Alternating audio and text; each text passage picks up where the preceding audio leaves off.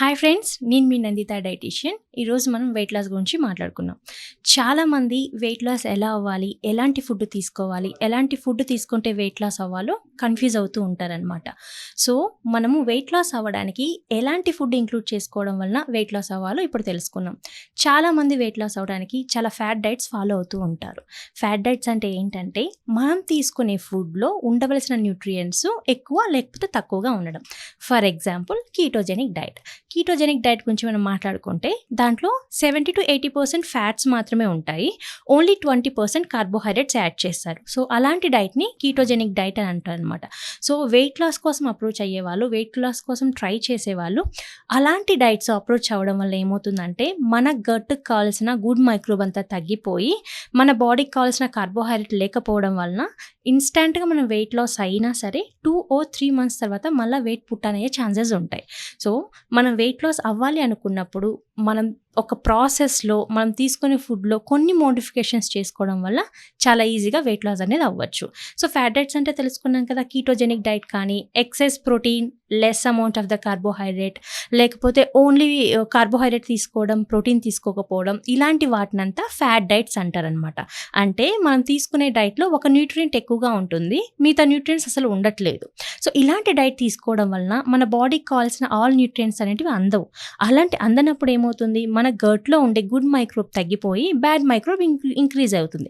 ఇలాంటి వల్ల మనకి ఫ్యూచర్లో సైడ్ ఎఫెక్ట్స్ వచ్చి ఆర్గాన్ ఫెయిల్యూర్ అయ్యే ఛాన్సెస్ కూడా ఉంటాయి. సో వెయిట్ లాస్ అవ్వాలి అనుకున్న వాళ్ళు మనం తీసుకునే ఫుడ్లో అన్ని రకాల ఫుడ్ గ్రూప్స్ యాడ్ చేసుకోవాలి.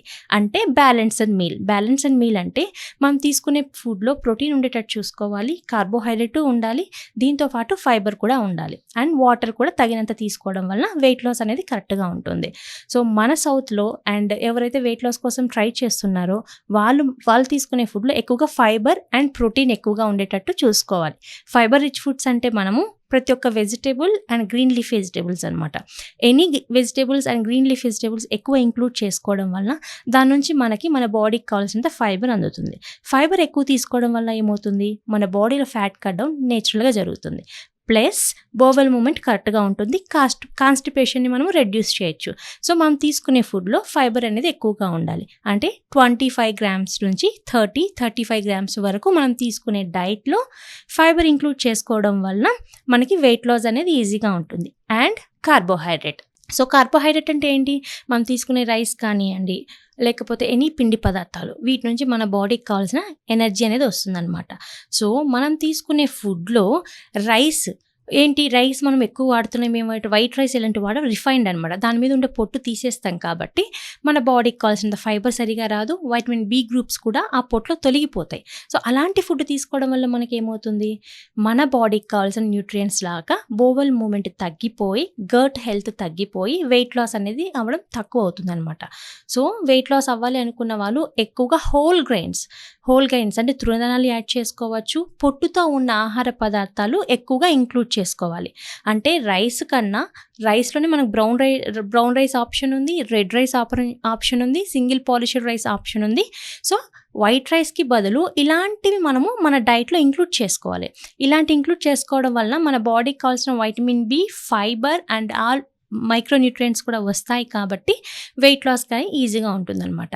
అండ్ మనం ఇంకొక తప్పు ఏం చేస్తున్నామంటే రోజు మొత్తం ఎన్ని లీటర్ల వాటర్ తీసుకుంటున్నాం అనేది కూడా ఇంపార్టెంట్.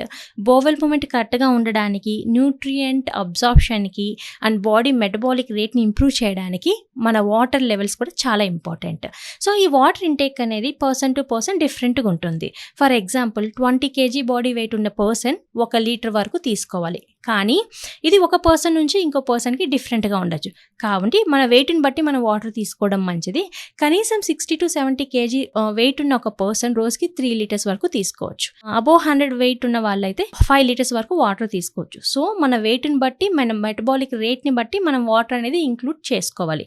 సో ఎప్పుడైతే మనకు దాహం అనిపిస్తుందో అలాంటప్పుడు వాటర్ తీసుకుంటే ఏమవుతుందంటే ఆల్రెడీ మన బాడీ డీహైడ్రేట్ అయిపోతుంది అని అర్థం. అలాంటి సిచ్యువేషన్ రాకుండా ఫుడ్ తీసుకునే ముందు కానీ త్రూ అవుట్ ద డే కొద్దిగా వాటర్ తీసుకోవడం చాలా మంచిది. దీంతో పాటు మన పీహెచ్ని బ్యాలెన్స్ చేసే మజ్జిగ ఇలాంటివి ఎక్కువగా ఇంక్లూడ్ చేసుకోవాలి. ఇంకొకటి మనం చేసే మేజర్ మిస్టేక్ ఏంటంటే బ్రేక్ఫాస్ట్లో ఎక్కువగా మనము రోజు ఇడ్లీ కానివ్వండి, దోశ కానివ్వండి ఇలాంటివి రోజు తింటూ ఉంటాం. సో ఇడ్లీ, దోశ ఇవన్నీ కార్బోహైడ్రేట్. మళ్ళీ లంచ్కి వచ్చేసరికి రైస్ తీసుకుంటాం, అది కార్బోహైడ్రేట్. మళ్ళీ డిన్నర్కి వచ్చేసరికి రైస్ తీసుకుంటాం, అది కూడా కార్బోహైడ్రేట్. సో మనము ఎక్సెస్ అమౌంట్ ఆఫ్ కార్బోహైడ్రేట్ తీసుకుంటున్నాం. దానికి తగ్గట్టు మన శారీరక శ్రమ అంటే ఫిజికల్ యాక్టివిటీ సరిగా లేకపోతే అది మన బాడీలో ఫ్యాట్గా కన్వర్ట్ అయిపోయి మనకు వెయిట్ గెయిన్ అనేది అవుతుంది అనమాట. సో వెయిట్ లాస్ అవ్వాలి అనుకున్న వాళ్ళు మార్నింగ్ బ్రేక్ఫాస్ట్కి బదులుగా ఫ్రూట్స్ కానివ్వండి, లేకపోతే ఒమేగా 3 ఫ్యాటీ యాసిడ్స్ అంటే డ్రై ఫ్రూట్స్, ఒక గుప్పెడు డ్రై ఫ్రూట్స్ ప్లస్ ప్రోటీన్స్ అంటే నాన్ వెజ్ ఉన్న వాళ్ళు 3 or 4 egg whites, 1 yellow. Vegetarian అయితే ఎక్కువగా స్ప్రౌట్స్ ఇలాంటివి ఎక్కువ ఇంక్లూడ్ చేసుకోవడం వలన, అంటే రైసు ఐటమ్స్ కొద్దిగా తగ్గించి ప్రోటీన్ సోర్సెస్ ఎక్కువ తీసుకొని ఫైబర్ సోర్సెస్ ఎక్కువ తీసుకోవడం వలన పొద్దున్నే మనం బ్రేక్ఫాస్ట్లో అవి యాడ్ చేసుకోవడం వలన మనకి ఫుల్నెస్ వస్తుంది, ఆకలి బాగా తగ్గుతుంది అండ్ వెయిట్ లాస్ కూడా బాగుంటుంది అనమాట. సో మార్నింగ్ బ్రేక్ఫాస్ట్ చేసేవాళ్ళు ఎవరైతే వెయిట్ లాస్ కోసం ట్రై చేస్తున్నారో, వెయిట్ లాస్ కోసం ట్రై చేసేవాళ్ళు బ్రేక్ఫాస్ట్కి బదులుగా వాళ్ళు తీసుకునే ఆహారంలో ఫ్రూట్ లేదా ఒమేగా 3 ఫ్యాటీ యాసిడ్స్ అంటే డ్రై ఫ్రూట్స్ ఒక గుప్పుడు, లేదు అనుకుంటే ఏదైనా మనము తీసుకునే దాంట్లో ప్రోటీన్ అంటే స్ప్రౌట్స్ కానీ, ఎగ్స్ కానీ ఇలా యాడ్ చేసుకోవడం వల్ల వెయిట్ లాస్ అనేది ఈజీగా ఉంటుంది. అండ్ తర్వాత లంచ్ ఆల్రెడీ మనం మాట్లాడుకున్నట్లు ఎవరైతే రైస్కి హ్యాబిచువేటెడ్ అయిపోయి ఉంటారో, రైస్ లేకపోతే మాకు నచ్చదు అనుకున్న వాళ్ళు రైస్ క్వాంటిటీ ఎలా తీసుకుంటున్నాం అనేది ఇంపార్టెంట్ అనమాట.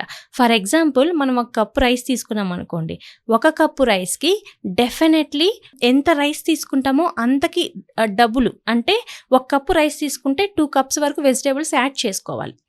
మిగతా పోర్షన్ ఎలా ఉండాలంటే దాల్ తీసుకోవాలి. దాల్ అంటే ఏంటి, మనకు ప్రోటీన్ వస్తుంది అనమాట. Non vegetarians instead of red meat మనము ఫిష్ ఇలాంటివి యాడ్ చేసుకోవచ్చు. సో 1 పోర్షన్ అలా ఉండాలి. రిమైనింగ్ పోర్షన్ మనము కర్డ్ ఇలా తీసుకోవాలి. కర్డ్ ప్రోబయోటిక్ కాబట్టి బోవెల్ మూమెంట్కి కట్టుకుంటుంది. అంటే మనం తీసుకునే ప్లేట్లో ఓన్లీ 1/4 రైస్ ఉంటే 1/4 దాల్ ఉండాలి, half of the plate vegetables ఉండాలి. సో దాన్ని మనం ఏమంటాం, బ్యాలెన్స్డ్ డైట్ అంటాం అనమాట.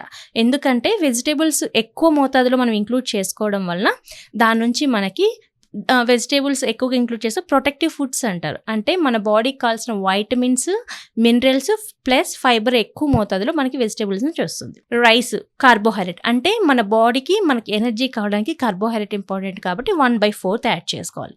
రిమైనింగ్ 1/4 మనం ఏం చేయాలి, దాల్ యాడ్ చేసుకోవాలి. అంటే మన బాడీకి కావాల్సిన ప్రోటీన్ అంటే టిష్యూ రిపేర్ కానివ్వండి, మన బాడీలో ఫ్యాట్ కట్ డౌన్కి, ఫ్యాట్ని బాగా తగ్గించి మజిల్ని ఇంప్రూవ్ చేయడానికి, దీంతోపాటు టిష్యూ రిపేర్ చేయడానికి ప్రతి ఒక్క దానికి ప్రోటీన్ అనేది ఇంపార్టెంట్ కాబట్టి మనము ప్రోటీన్ అనేది యాడ్ చేసుకోవాలి. ఫర్ ఎగ్జాంపుల్ దాల్ అనుకోండి, డెఫినెట్లీ 1 కప్ రైస్కి 1 కప్ దాల్ యాడ్ చేసుకోవాలి. ఓకే, ఇలా ఉండాలన్నమాట. ఇది జస్ట్ అన్ ఎగ్జాంపుల్. ఫర్ డిన్నర్కి మనము కొద్దిగా క్వాంటిటీ తగ్గించి ఎక్కువగా vegetables, green leaf vegetables plus millet ఫామ్లో ఉన్నట్టు తీసుకున్నట్లయితే వెయిట్ లాస్కి బాగుంటుంది. కానీ వెయిట్ లాస్ అనేది ఒక్కొక్క పర్సన్కి ఒక్కో విధంగా ఉంటుంది.